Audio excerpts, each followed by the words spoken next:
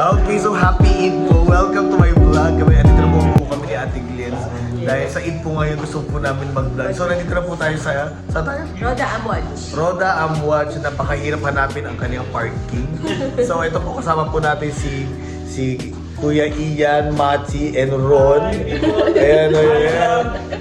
Ayan, mga parking people po sila. So, yun. Kaya ayun po, mamaya po natin na pupunta po tayo ng swimming pool. Yes, hanggang 10 o'clock. Hanggang 10 o'clock po yung swimming pool. Kakain po muna tayo sa... Dito, may pagkain tayo. Ay, may pagkain pala tayo. Sige na. Okay.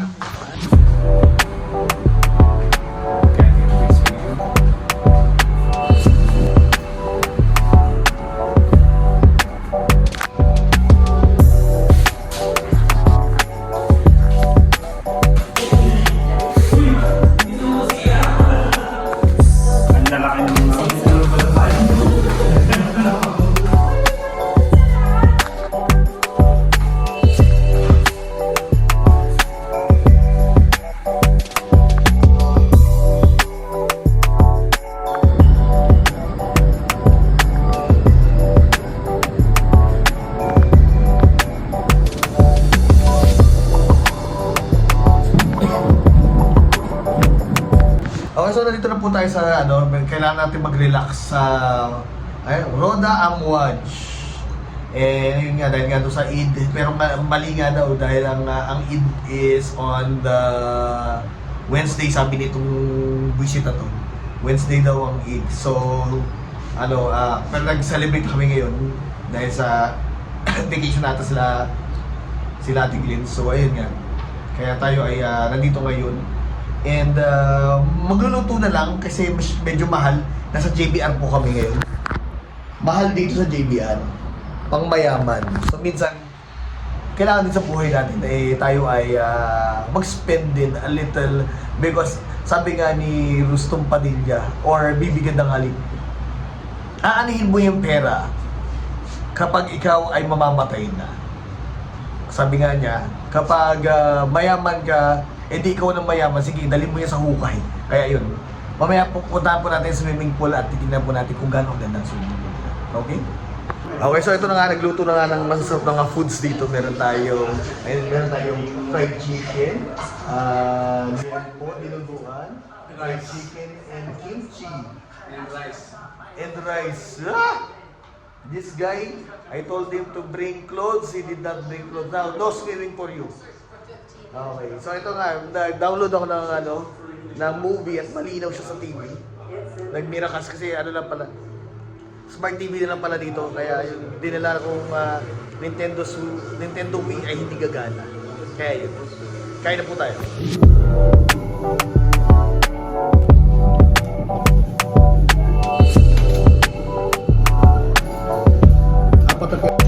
Okay, so ayun na po, kakain na po tayo. Kain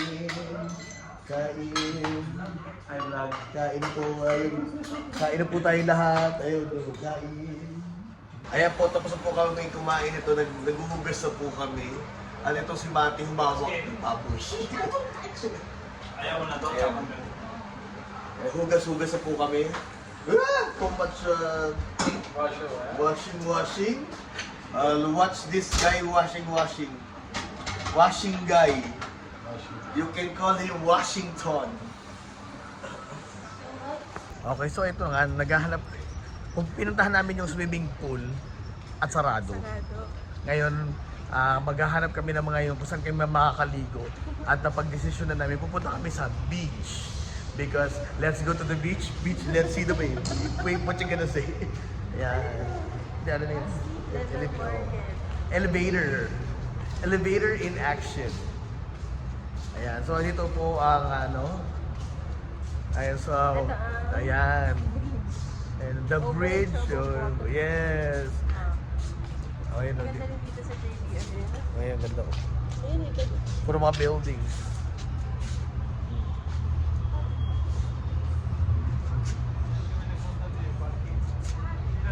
Very nice buildings. Bah! Kasi pumasok kayo dito diretso. Ayan, so ito nga, this is for 6 years ako nagtrabaho dito sa Kidville, JBR. Kaya familiar na ako dito sa sa lugar na to. Pero ano talaga, nakakamiss din talaga. Kasi pang mayaman to. Pang mayaman talaga. Pang mayaman talaga. Kaya kami, Oo. feeling mayaman. Oh, hindi nyo kami mapipigilan. Ayun naman, mga pa-party na doon sa baba. Pupunta namin yung beach ngayon. Kaya bababa na kami doon. Doon tayo doon.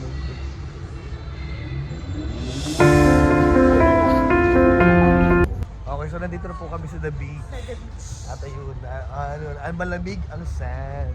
The sand is cold. Ayaw nga, no? Malamig po ang sand. At lakad kami po, malapit doon sa may dagat. Ano to, be? Ano? Solar panel. Hindi, ito. Yan. Ano yan? Ay, doon sa ano ba? Blue Waters. Ah, talaga ba? Doon ang doon kila Francis. Sayang sila, ano. Okay, so ito po yung na lifeguard. At ito po yung brief na kailangan suotin kapag ikaw ay magiging lifeguard. Yan.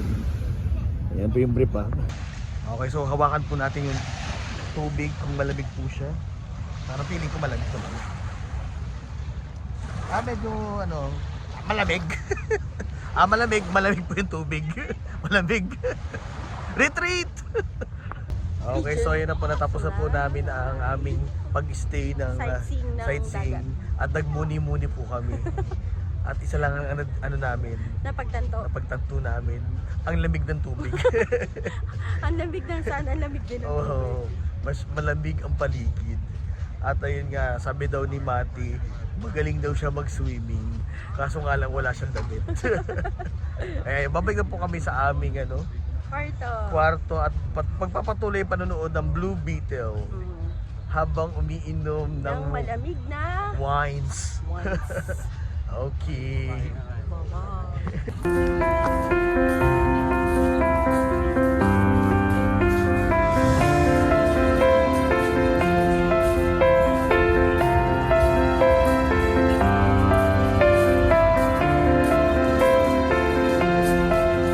Hello, good morning. Ito na po, kami na po ay mag-aalmusal sa breakfast. Almusal sa breakfast. Sa Tower 1 pa. Lilipat daw kami sa Tower 1. At ayun, mamaya may swimming poolan sila. Ayun, doon tayo.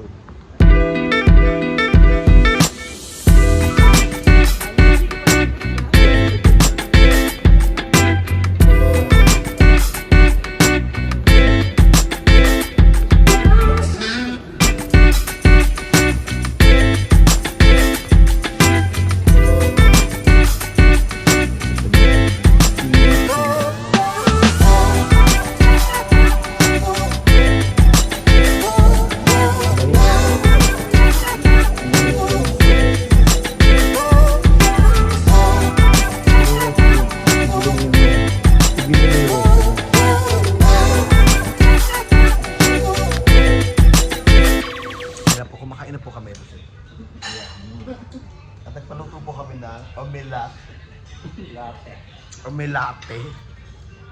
Masarap naman siya in fairness at masarap yung kanilang pritong talong. Talong.